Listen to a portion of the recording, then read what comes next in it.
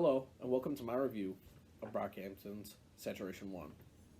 This is their first full length studio album, self released, following up their breakout mixtape, All American Trash, which received mixed but decent reception in 2016. In 2017, they released their Saturation Trilogy, which is critically acclaimed and fan obsessed. And this is here, the first installment. This album is all over the place, but I would say in the best way possible. It is them really honing in on their craft and trying out their sound that they had previously just sort of experimented on and not really put the full effort in my opinion, on All American Trash. You have tracks like the opening three, Heat, Golden Star, which is no better way to start an album. Heat being this distorted, bass heavy, hard hitting, intensive song, which has the likes of Amir opening up the track just with his aggressive voice. You have Joba on the later half screaming his anger out. You have Matt who has a calm and laid back but yet intimidating, intense vocal delivery. You have Merlin and Dom who go back to back and they have this like intensive, like anger building angst in their voice. It's a fantastic track. It is one that, I mean, you could not pick a better opener for this album. It's fantastic. Quickly followed up with by Gold, which is a smooth, sort of braggadocious track, which just has the group laying out smooth vocals over a fantastic beat. It is easily one of their best songs. It is one that gets all this praise, and it is so well deserved. It is fantastic. It's one that I cannot get enough of, and I know so many others cannot get enough of. It's fantastic. Star then is immediately after that. That is a track that has, in my opinion, one of the best beats to this day. It's something that's simple but so effective. It just works so well with Dom, Amir, and Kevin's verses.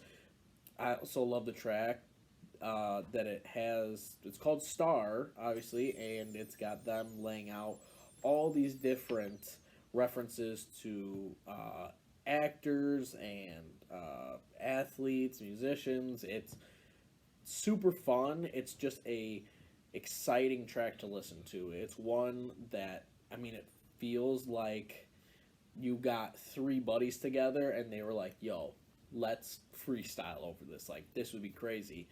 And it is crazy. It's a fantastic track. Other high points on the album, though, I would say, right, to contrast with the three opening tracks, is the three closing tracks.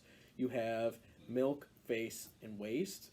In my opinion, this is Brockhampton's best three-track run in their entire discography, and it is my personal three-track run ever. I don't think I've ever heard a better three-track run than these three emotionally heavy songs.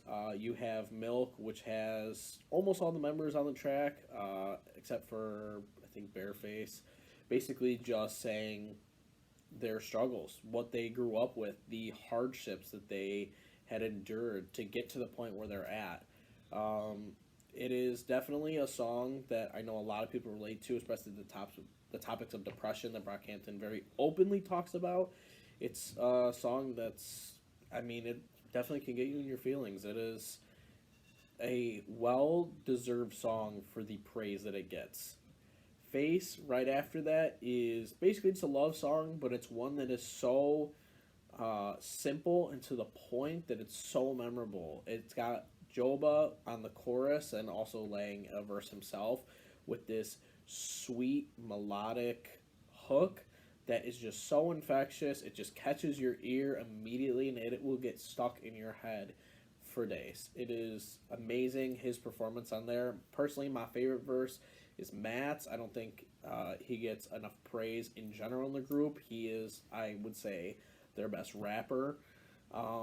And then the closing track, Waste, which is our first introduction since All American Trash to Bareface, who is the band's most melodic member aside from Joba. He does a ton of singing, and on this track, it is just him. He wrote it, he produced it, he sings on it, and it is an all out show. It is a song of heartbreak and basically him getting over that. It is a fantastic song. It's one that I think is jam packed full of emotions and one that I cannot get enough of. It is my personal favorite Brockhampton track that they've ever released. Definitely has helped me through some hard times, and it is one I can never get enough of going back to. I can listen to it really at any time, even if I'm in a good mood. So a sad song like this, it's still, I don't know, still cheers me up in a way. Uh, Low points though on the album. First off, my least favorite track Brockhampton has ever released is unfortunately on this album, and that is "Fake." Uh, Brockhampton is often known for their vocal tuning that they do, their vocal pitching, and where most times I like it and I see how it fits and I like how it fits and I see the purpose it fulfills. On this track, I absolutely hate it. Uh, I don't think that it is done well at all. I don't think there's a single second of vocal pitching on this track where I think it's worthwhile. It's just so annoying to me. I know a lot of fans really like this track. It's not, I don't think anyone's like favorite, but it gets a lot of love, and I just hate it. I think it's annoying. I don't think the chorus is very good. It's not catchy that much to me. I don't think there's really any memorable part of the verses aside from Merlin's "Don't Say That" part in his verse, which is like funny because he's saying all these like outlandish things, but it's not funny enough to where I'm like, oh, I gotta hear that again. It's like, I've heard it a couple times. I'm good now. It's a track that I skip every time it comes on, unless I'm doing like a full run through on the album, like I would for this review. It's just not good to me. Other low points, definitely one that's I know a lot of people don't like is the skits on this album. Brockhampton has not, at this point in their career, learned how to do skits very well.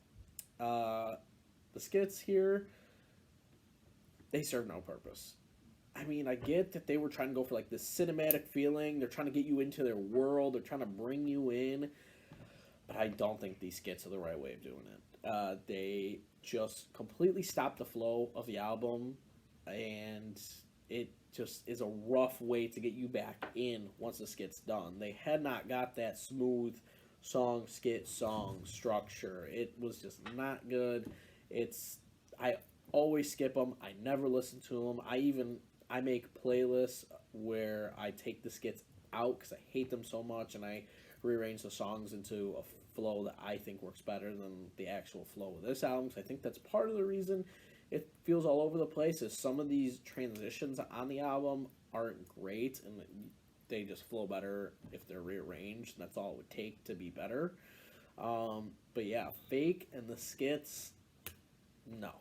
Those are hard passes for me. Skips every time, and they are just massive low points. And those are really the only 4 instances of like massive low points on the album. I have some other points where I don't like them that much, and I don't revisit all that much, but they're not bad. Like the interlude, Tupac, which follows up the track Boys, which I do really like. Tupac, I just don't find it to be a great interlude. It's got a mere vocal pitched on it, which is fine if it was done a little better. But also, I don't find his verse all that memorable. I know it's supposed to be like a little emotional on it, but to me, it just kind of misses the mark. I think it's got Kevin on the back half of it. Again, it's not one I listen to all that much. And Bank, which I know some people like and some people don't, kind of torn opinion on the fan base. I personally don't think it's amazing. It's got like this jungle-esque beat. I'm not sure how to describe it. Besides that, it's okay, but to me, it's not great. It just is what it is. I'll listen to it every once in a while. Like if it comes on, I'm not gonna like skip it every time, but I'm definitely not going to put it on. some tracks I do really like, which I think are underrated. Like I mentioned before, Boys. I think Boys is a very fun song. It's just the guys spitting bars on it. I think the chorus is really catchy. It's fun. It's not like a standout track of theirs, but it's definitely one of a kind, and I really like it. Another one is Trip. I think that's just simply it's an underrated song. Swim is a very critically or not critically acclaimed, but it's definitely fan praised highly. I think it's a little overrated, but I do think it's very good. It's one that didn't get enough shine when it came out, and it's one people, besides like the hardcore fans, people don't really talk about a lot. But it's one I really like. Another track I really like is Cash. It's got the guys who are on the track talking about their struggles of poverty and classism to racism and just the things they endured growing up. Similar to Milk, but it's not as emotional. It's just a track I think that's really well done. I like the writing on it. The beat's nothing like absolutely insane, but I think it fits. But I really like the writing on it, and I think that everyone's flow and cadences and delivery on the track is really well done. Overall, this is a very good album. I love it. It's one that I revisit all the time, even though I would say it's towards the bottom of their discography. It's still, I don't know, it's fun to see their intro and to see, like, this is their full-fledged outing, and there's something fun and memorable about it, even though it is crazy and sporadic and it's all over the place with all these different emotions being thrown at you. I would say that this album is an 81 or an 82% for me. Yeah, I can't wait to review the next album, Saturation 2, after this. Please tune in for that. Otherwise, thank you for watching.